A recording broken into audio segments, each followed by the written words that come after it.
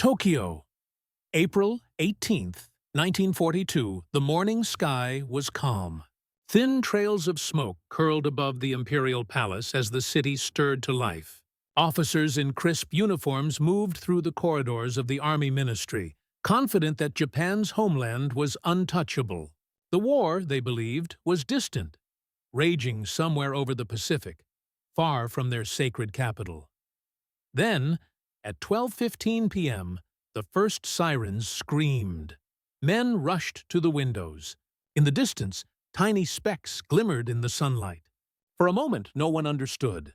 Then came the sound. Low, steady, mechanical thunder. Bombs fell across Tokyo. Explosions rolled through the streets, shattering glass and belief alike. The unthinkable had happened. American bombers were over Japan. Officers stood frozen, their faces pale. Watching columns of smoke rise from the city they swore could never be touched. They had sunk America's fleet at Pearl Harbor. They had declared victory. But now, America, the nation they thought destroyed, was back from the dead. And this was only the beginning. The fall of American air power and Japan's early dominance. In December 1941, the United States military stood on the edge of disbelief. Across the Pacific, the rising sun of Imperial Japan had struck with a precision the world had never seen. The attack on Pearl Harbor wasn't just a military ambush, it was the destruction of an entire illusion.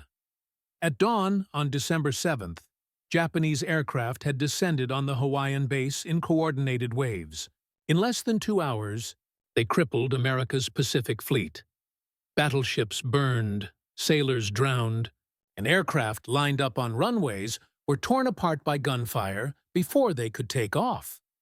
When the smoke cleared, the United States had lost 8 battleships, over 180 aircraft, and more than 2,400 men. The blow was staggering. The nation that once believed itself safe behind oceans now faced a humiliating truth. The enemy had reached its doorstep, and there was little to strike back with. Within weeks, Japan seized the initiative across the Pacific. Hong Kong fell. Guam and Wake Island were overrun. The Philippines, America's stronghold in Asia, collapsed under relentless air attacks. American bombers, scattered and outnumbered, were forced to retreat or be destroyed on the ground. The sky, once a domain of hope, belonged to Japan. In Tokyo, the mood was euphoric. The Imperial General Staff boasted of divine victory. Newspapers printed maps showing Japan's vast new empire stretching from Manchuria to the South Pacific. Officers toasted to the belief that the Americans would never recover. To them, America's industrial might was meaningless if it couldn't reach across the ocean. The distance from Hawaii to Tokyo, nearly 4,000 miles, made the idea of a counterattack seem impossible. Even within the U.S. command, morale sank. General Henry Hap Arnold, head of the Army Air Forces, faced a grim reality. Most of his long-range bombers were based in the continental U.S. or destroyed in the Pacific. Airfields in Asia were lost or threatened. There was no clear way to strike Japan without losing more men and machines. The Pacific War had turned into a one-sided storm. By early 1942, the Japanese Navy controlled the seas. Their Zero fighters dominated the air. Every new American outpost seemed doomed to fall. Across the homeland, families listened to radio reports filled with loss. Ships sunk, bases abandoned, names read in mourning. The spirit of revenge burned, but it had nowhere to go. It was in these dark weeks that a handful of American commanders began asking the question others thought absurd. What if we could hit Japan back? Now, when they least expect it. From that desperate idea emerged one of the boldest operations in military history. A mission that defied geography, logic, and fear. The concept came quietly, in a Washington meeting room heavy with cigarette smoke and silence. Navy Captain Francis Lowe proposed using land-based Army bombers launched from an aircraft carrier, something never done before.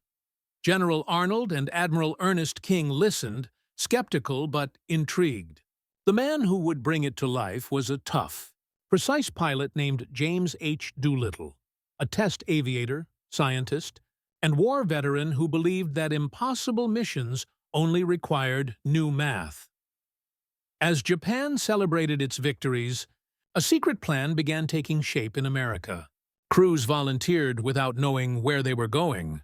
They trained on short runways, learning to take off with heavy bomb loads in less than 500 feet. Navy engineers modified B-25 Mitchell bombers to carry extra fuel. Every mile, every gallon, every inch mattered. The mission was designed to do the unthinkable: fly off a carrier, bomb Tokyo, and somehow survive. No one knew if the planes would ever return. But that didn't matter. America needed a sign, a message to the world that it was not finished. That message would soon come in the roar of engines over Tokyo. But first, the men had to reach the sea, and the point of no return. The rebirth of American air power and the birth of the Doolittle Raid. February 1942. The United States was still reeling from defeat. The Pacific Fleet was crippled, and the Japanese flag flew over territory once thought secure. Yet behind the scenes, in hangars and workshops across America, something extraordinary was happening. An industrial and psychological transformation that would reshape the war. Factories that once built cars now turned out bombers. Production lines ran day and night, echoing with the hammering rhythm of rivets. Men and women filled the workforce, building machines they knew might never return home.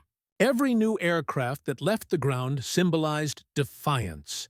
Among those machines was the B-25 Mitchell, a medium bomber designed for speed, range, and precision. It wasn't meant to fly from aircraft carriers. It wasn't meant to cross oceans. But desperate times demanded impossible solutions.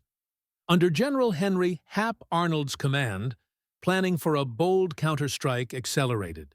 The idea was to deliver a psychological blow, not a decisive military victory, but a message to Japan that its homeland was no longer beyond reach.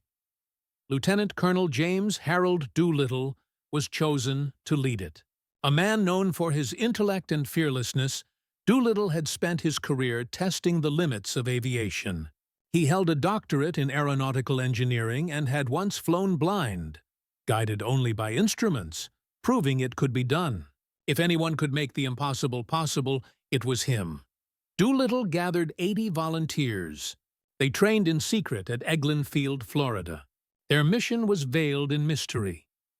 They were told only that it would be dangerous and unprecedented. Using mock carrier decks painted on the ground, they practiced taking off in just a few hundred feet, a maneuver that left no room for error. Each bomber was modified for the task. Gun turrets were stripped to save weight. Extra fuel tanks were added. Even fake wooden guns were installed in the tail to deceive enemy fighters. Every pound mattered.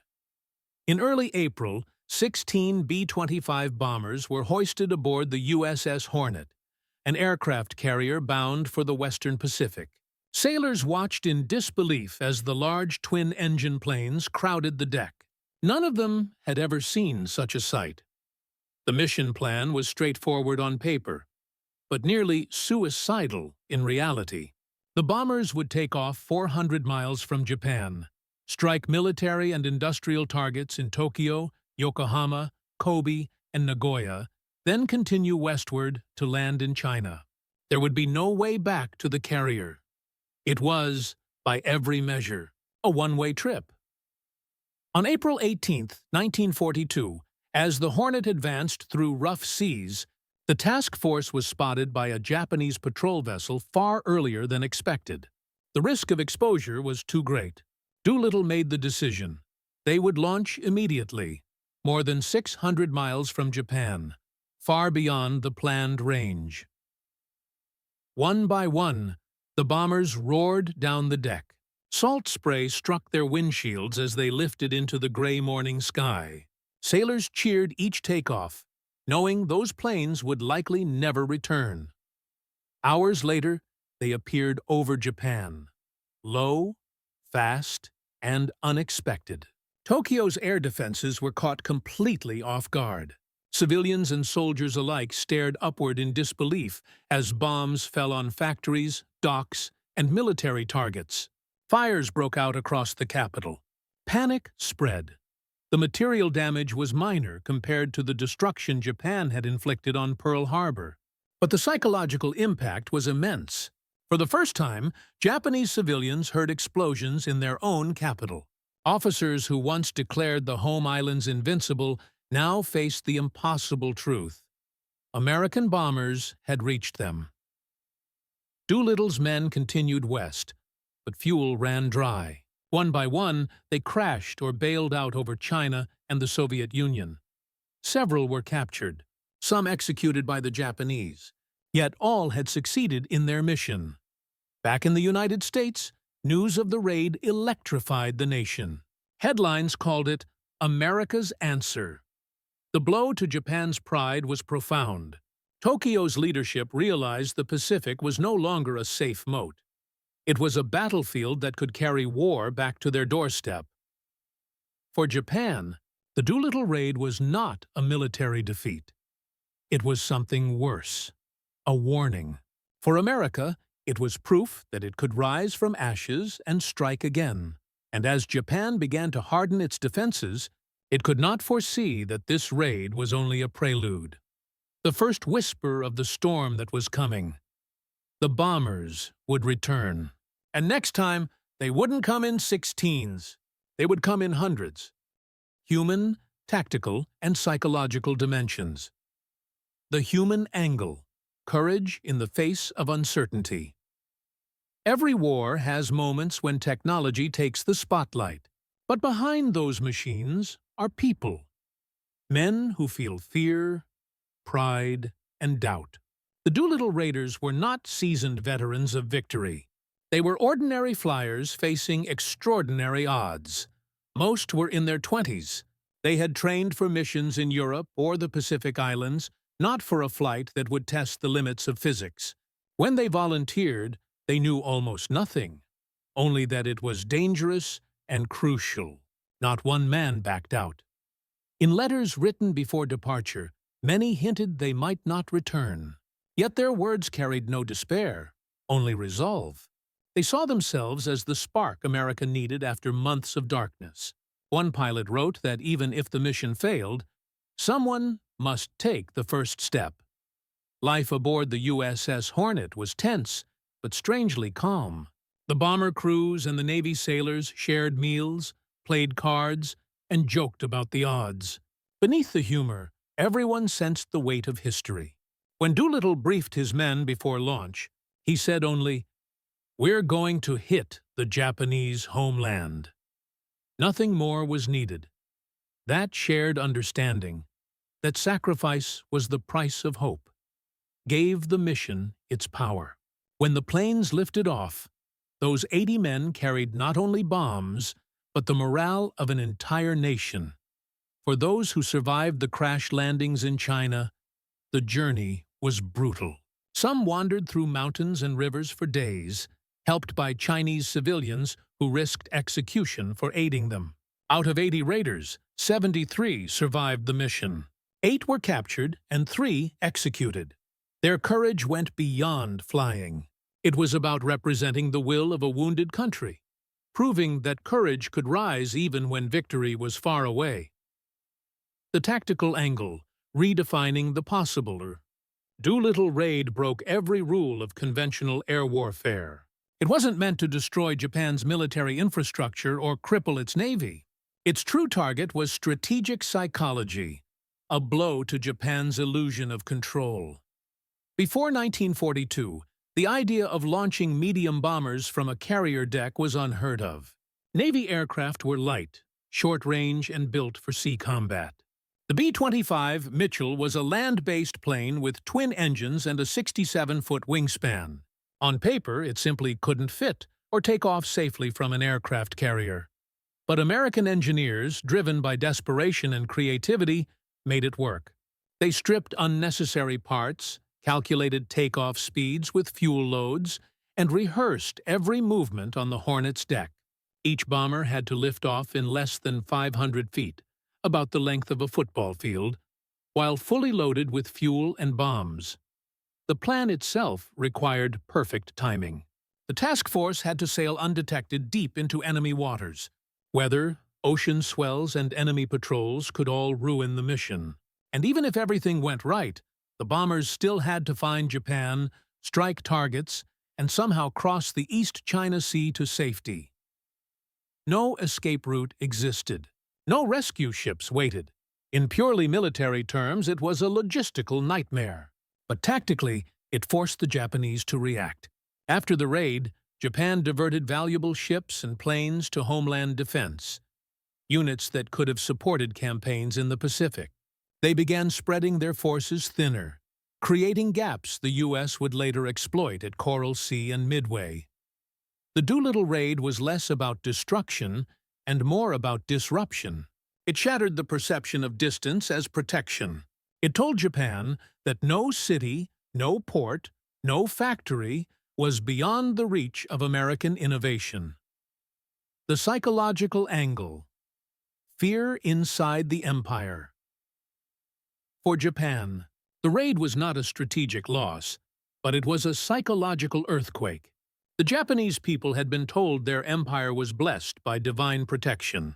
The emperor's homeland was sacred, untouched by foreign hands for over 1,000 years.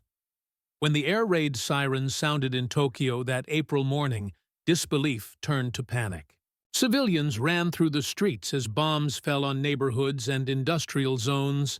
The damage was minor compared to later bombings, but the shock was irreversible. In military offices, senior officers were stunned. How could American bombers have reached Japan when their nearest base was thousands of miles away? At first, they suspected sabotage or Soviet involvement. Only later did they realize the truth. The Americans had launched from carriers. That realization cut deep. If bombers could reach Tokyo once, they could do it again. The sense of invulnerability, which had fueled Japan's early victories, began to crack. The government censored the news, but rumors spread quickly.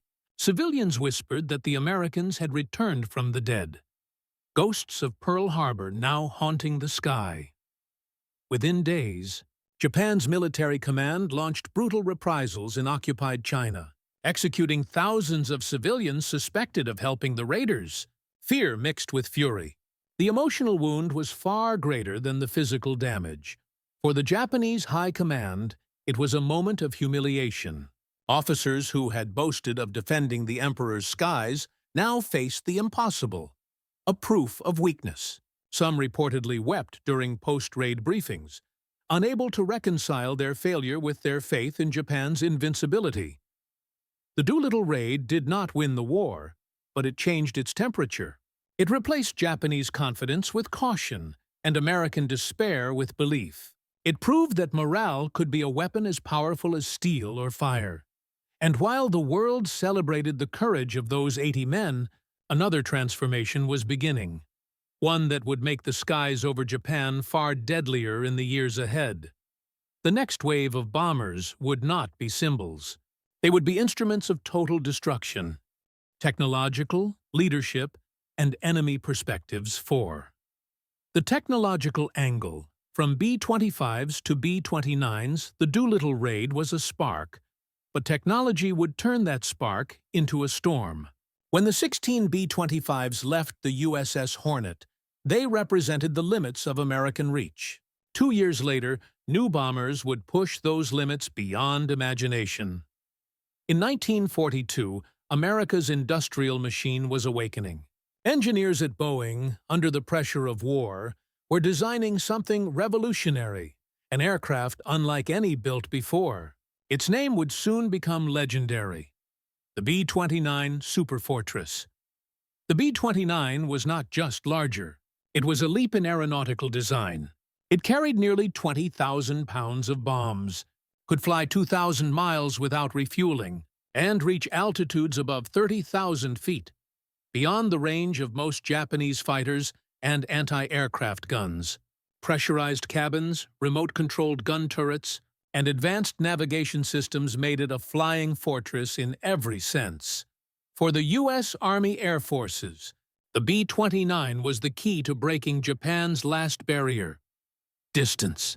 It meant that America could strike Japan directly from new bases in the Mariana Islands, captured through blood and determination in 1944. Building the B-29 was a feat of engineering and logistics. More than 1,600 subcontractors and hundreds of thousands of workers across America contributed. Factories operated non-stop. Problems plagued its development: engine fires, mechanical failures, production delays, but the urgency of war left no time for perfection. When the first B-29s took flight over the Pacific, they carried the legacy of the Doolittle Raiders. The message had changed from symbolic revenge to overwhelming force. The bombers that once proved America could reach Japan would now prove America could destroy it. The leadership angle, Doolittle and the men who followed. Every great military leap depends not only on machines, but on the minds guiding them. James Doolittle was more than a daring pilot. He was the embodiment of adaptive leadership. After his raid, many expected him to face punishment. He had lost all 16 aircraft and several men. Instead, he was promoted to brigadier general. Washington understood that courage sometimes mattered more than survival. Doolittle's leadership style set a tone that would shape the American Air Forces throughout the war. He believed in calculated risk, the kind that inspired confidence but never recklessness. His ability to make men believe in impossible missions became a model for future commanders. Under his command, the U.S. Army Air Forces developed new doctrines for precision bombing, formation flying, and strategic targeting. As the war expanded, other leaders followed his example. Men like General Curtis LeMay, who would later lead the B-29 campaign with ruthless efficiency. LeMay was a different kind of leader: pragmatic, unflinching, and focused entirely on results. Where Doolittle had struck for morale, LeMay would strike for annihilation. His reorganization of the 20th Bomber Command transformed chaos into coordinated destruction. He changed everything: formation patterns, flight altitudes, bomb loads, even timing. Under his direction, American bombers began flying low at night, replacing high-altitude precision with mass firebombing. Cities became targets, not factories. The strategy was brutal but effective. Doolittle's symbolic strike had opened the door.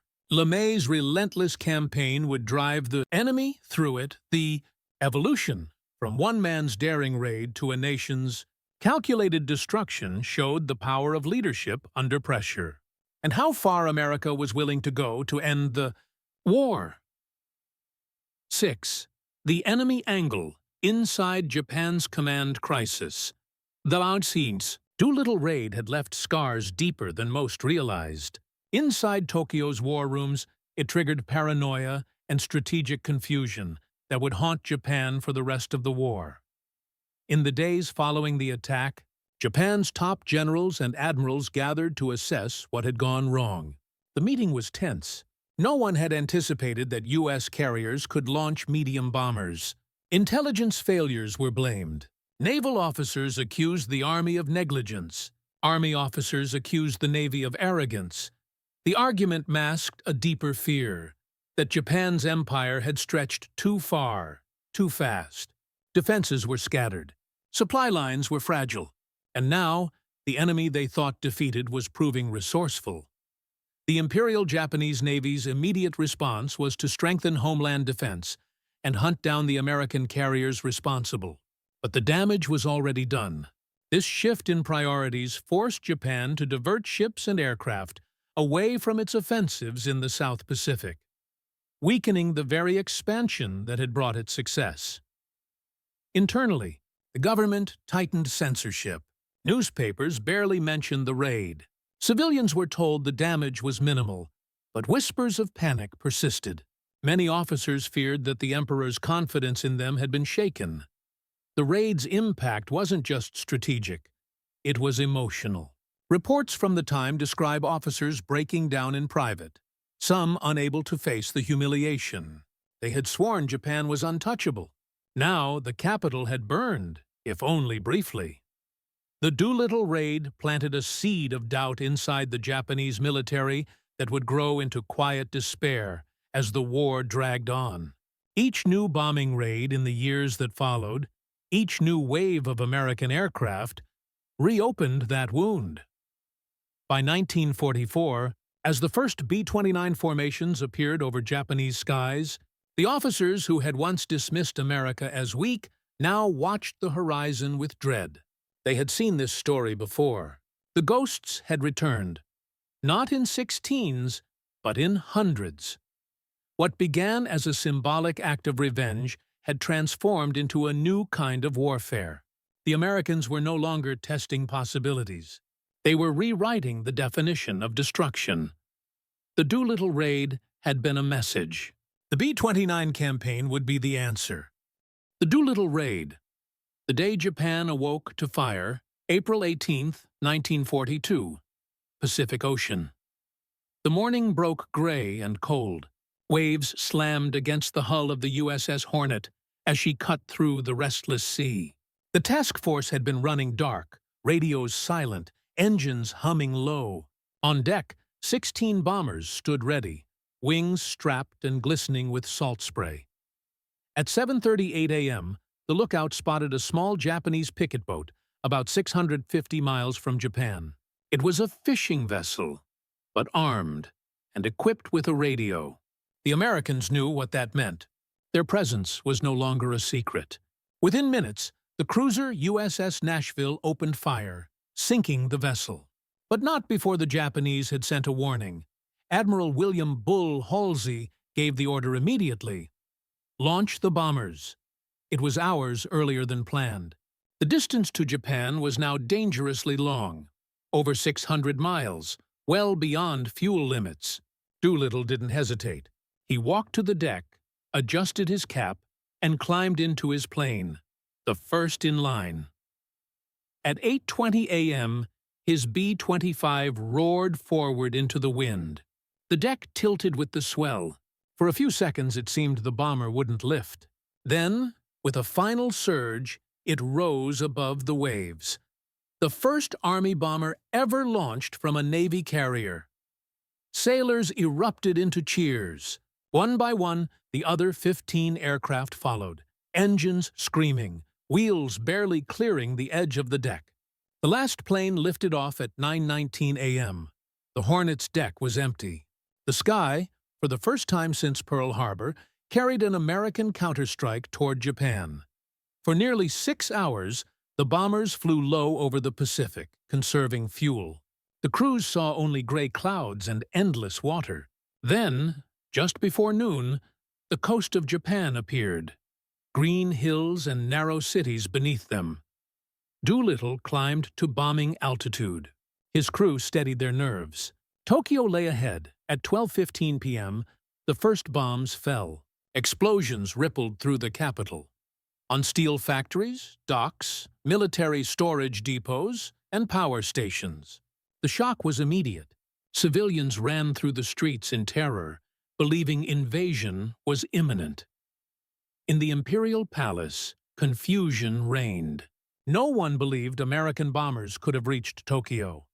The Home Defense Command scrambled fighters, but by the time they took off, the attackers were already vanishing into the clouds.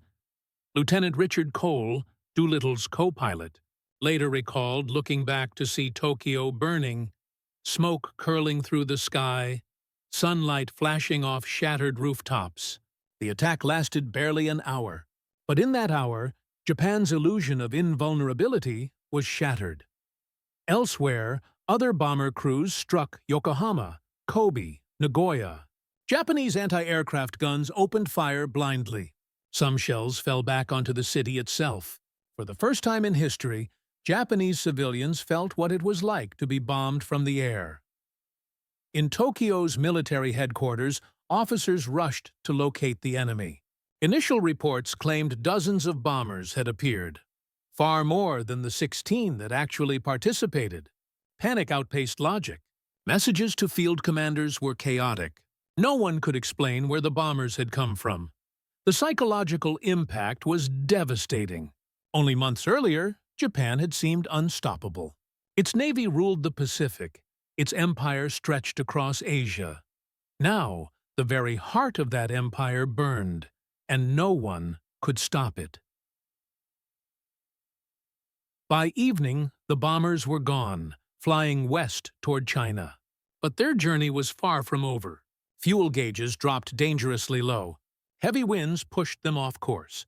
One by one, Doolittle's men realized they would never reach the planned landing zones.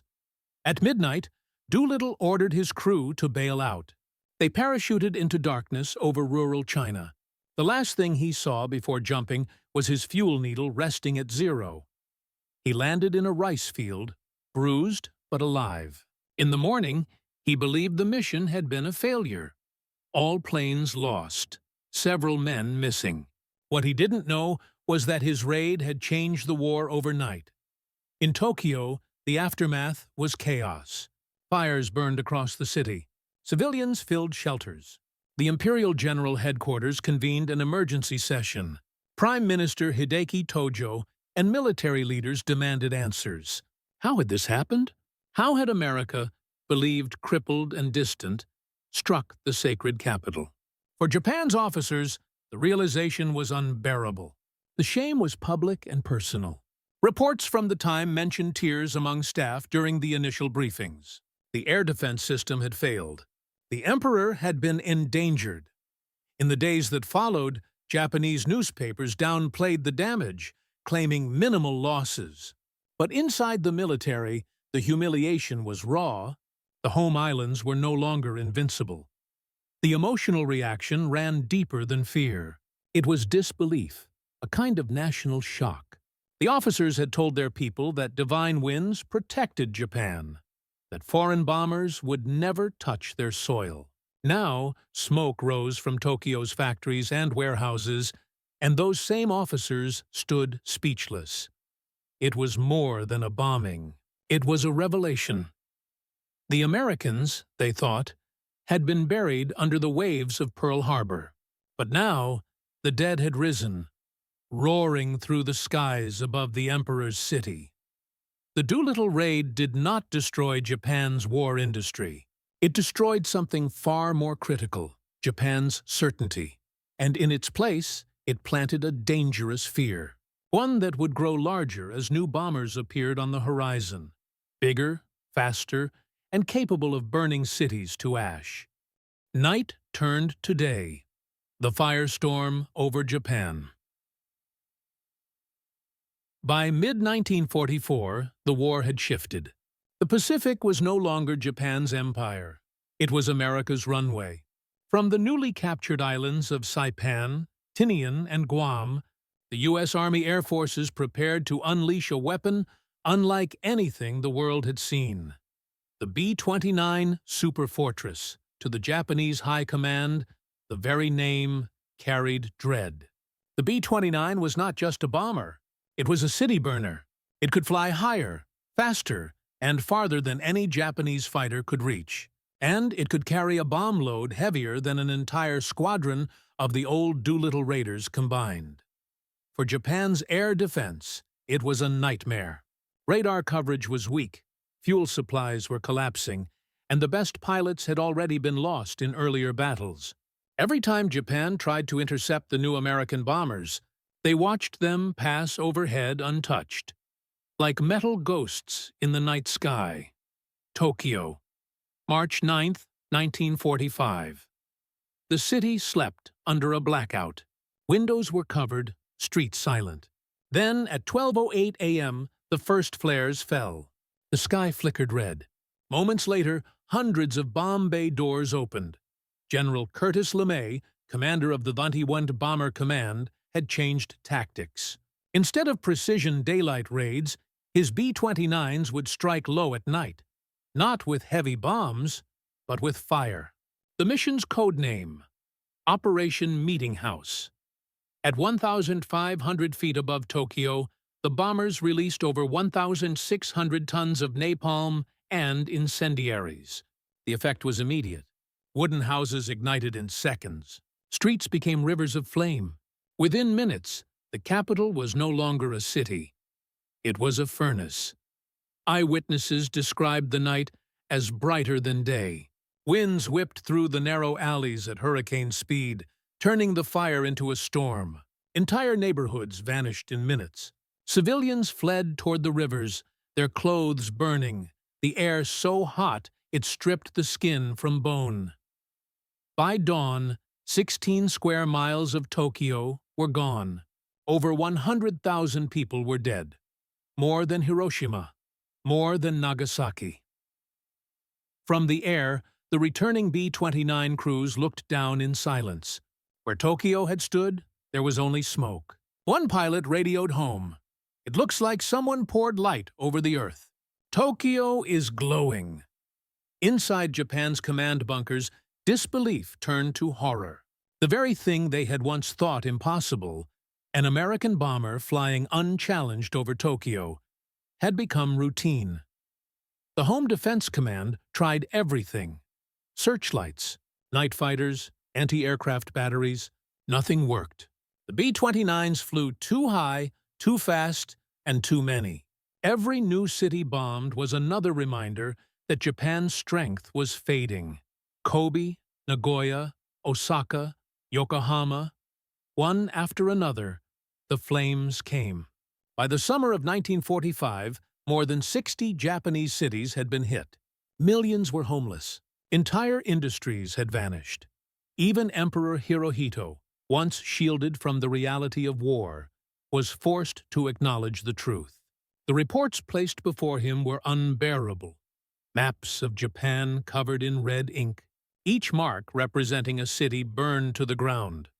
But what truly broke the spirit of Japan's commanders was not just the destruction. It was the scale, the methodical precision, the feeling of helplessness. They had watched America fall at Pearl Harbor and rise again stronger, faster, relentless. They had believed the Doolittle Raid was a one-time humiliation. Now the humiliation never ended. Each night the sky glowed, and each morning new ashes covered the streets. General Korechika Anami, Japan's Minister of War, reportedly said during one meeting, "If the attacks continue like this, we will have no cities left to defend." Still, many officers refused to surrender. Pride and duty blinded them. They told themselves Japan could endure anything until August 6, 1945. That morning, a single B-29 named Enola Gay appeared over Hiroshima. The explosion that followed turned the sky white. A city vanished in an instant. 3 days later, Nagasaki followed. The same men who had once watched the Doolittle Raid in disbelief now sat silent in Tokyo's underground shelters, their nation in ruins. The empire they built on conquest and certainty was gone. When Japan finally surrendered on August 15, 1945, radio stations broadcast the emperor's voice for the first time. He spoke calmly, almost gently, saying Japan must endure the unendurable. But behind those words was a truth everyone understood. The war had ended not with armies on the field, but with cities turned to dust. For America, it was victory. For Japan, it was revelation that no nation, no matter how proud or powerful, could survive a war that reached into its own sky, and it all began with that first daring strike, when 16 B-25s rose from the deck of the Hornet and proved that Japan could bleed. From that moment, the countdown to Tokyo's firestorm had already begun. The empire in ashes in the months following the firebombing of Tokyo, Japan was no longer a nation at war. It was a nation surviving the ruins of one. Smoke lingered in the air long after the last B-29s had gone. Cities that once pulsed with life were now wastelands of twisted metal and charred stone. Rail lines lay broken. Water systems had collapsed. Families searched for missing loved ones among blackened rubble. The great imperial capital, once a symbol of divine order, now reeked of death and defeat. For the first time in centuries, Japan's people saw their empire's vulnerability. Children who had grown up believing the emperor was a living god now asked why the heavens allowed such fire to fall. The myth of invincibility, the one that fueled Pearl Harbor, was gone. But in government halls and underground command centers, the denial continued. Japanese generals refused to admit defeat. Meetings stretched into the night, filled with arguments over whether surrender was worse than extinction. Each new bombing raid brought them closer to both. By mid-1945, more than half of Japan's urban area had been destroyed. According to U.S. Army Air Force records, 67 cities had been bombed, 1.7 million homes destroyed, and nearly 10 million people left homeless. Food shortages deepened. The Japanese home front was collapsing faster than the army could defend it. Factories could no longer produce ammunition. Railways couldn't move supplies. Hospitals overflowed. Even the military itself was starving. Yet propaganda continued to promise divine victory. In the air, the B-29 raids became almost routine. Entire squadrons of bombers flew over Japan with little opposition. Some crews described the missions as flying over death. The silence of the skies below told them the truth. Japan's air force was gone. When Hiroshima was destroyed on August 6, 1945, few in Tokyo understood what had happened. The reports spoke of a new bomb, a blinding flash, and a city erased. Scientists tried to explain the power of atomic fission, but even the most hardened officers couldn't comprehend it. Then came Nagasaki. The scale of the destruction left no room for argument. The empire had reached the end of its endurance.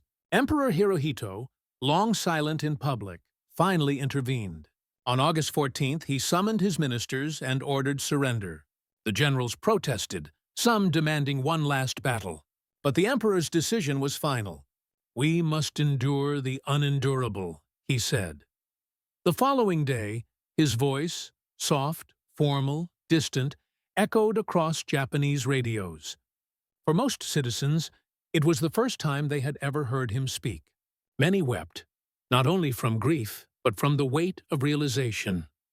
The war that began in glory had ended in humiliation. For American soldiers across the Pacific, the news of surrender was met with quiet disbelief. Many had expected a bloody invasion of Japan itself, an operation projected to cost hundreds of thousands of lives. The atomic bombings, combined with the devastation of the B-29 raids, had made that invasion unnecessary. The victory, however, felt hollow. Pilots who had dropped incendiaries over Tokyo admitted they could still see the fires when they closed their eyes. Some wondered if victory had come at too great a cost. In Tokyo, the once proud military officers, men who had led invasions from China to the Philippines, now walked among the ruins of their own making. Some committed ritual suicide rather than face surrender. Others simply broke down and wept.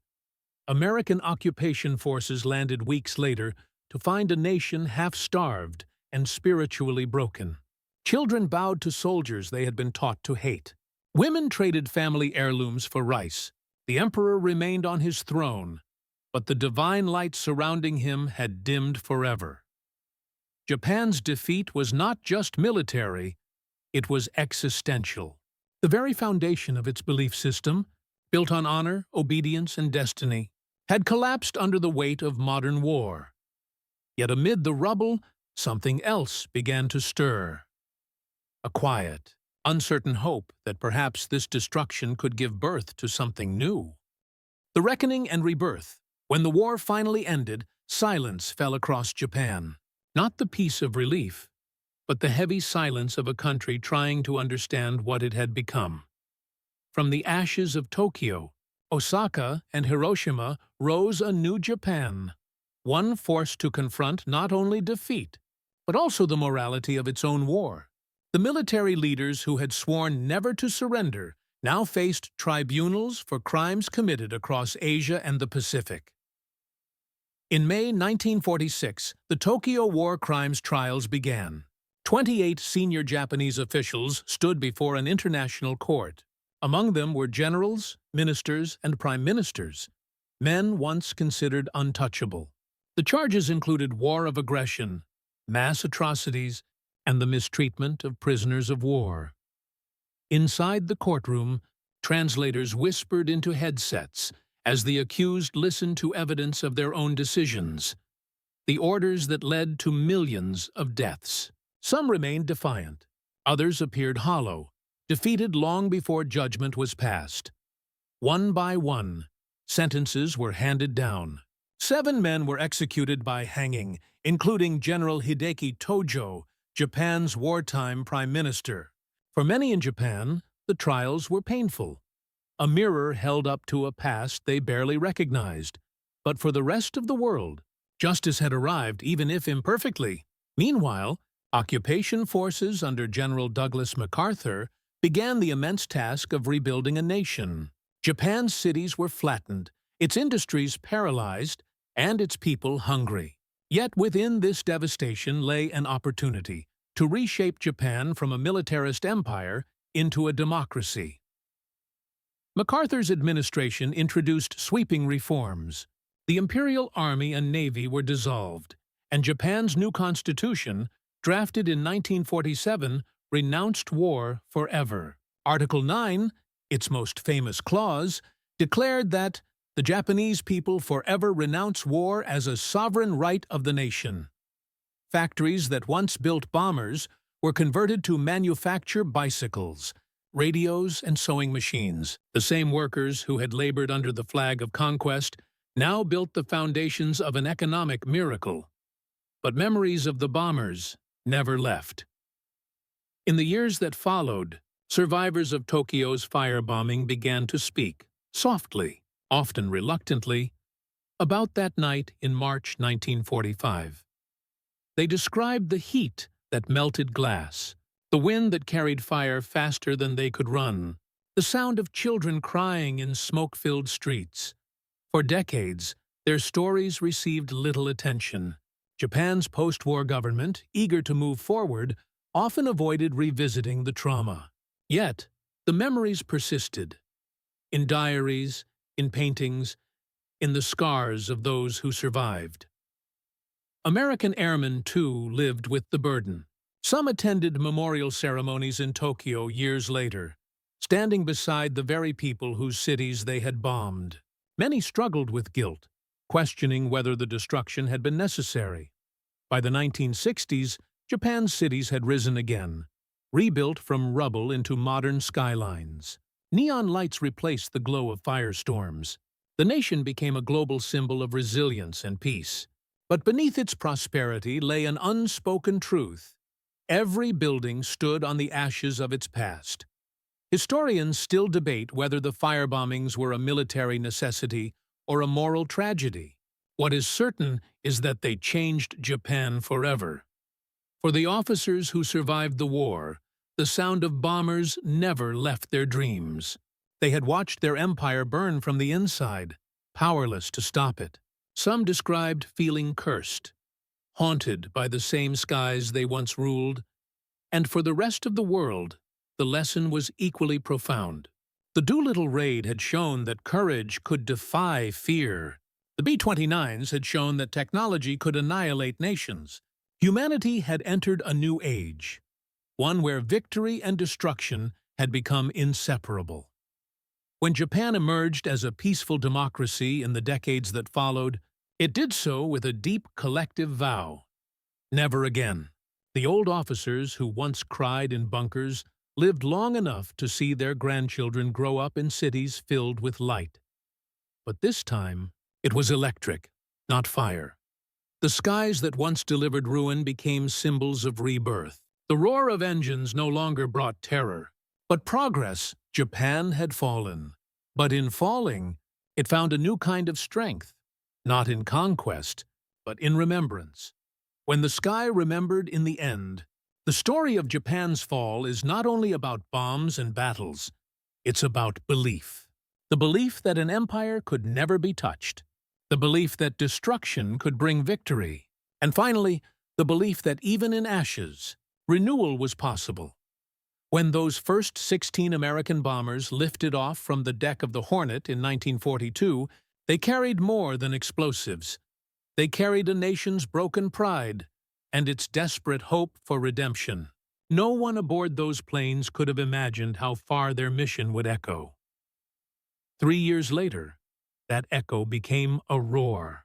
The same sky that once carried the hum of distant engines turned into a symbol of divine punishment for Japan's war leaders. Yet, for the people below, the mothers, the children, the factory workers, it was a nightmare they never deserved. The war that began in arrogance ended in understanding.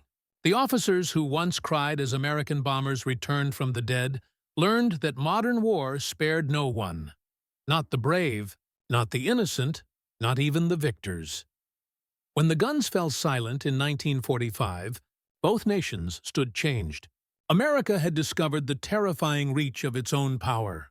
Japan had learned the cost of blind faith in destiny, and the world had seen, perhaps too clearly, what happens when technology outpaces humanity's conscience. Today, Japan's cities stand bright again. Tokyo's lights reflecting off glass towers that touch the same sky, once filled with fire. Tourists walk peacefully through streets rebuilt on memory. Few look up and imagine what once descended from above. But the air remembers every anniversary. When bells ring in Hiroshima and lanterns float down the Sumida River, the silence that follows feels sacred. Not of defeat, but of understanding. The bombers returned from the dead, and in doing so, they forced two nations and the world to face what war truly means. And in that haunting reflection, history whispers the same quiet warning. When man learns to turn night into day, he must also learn to fear his own light.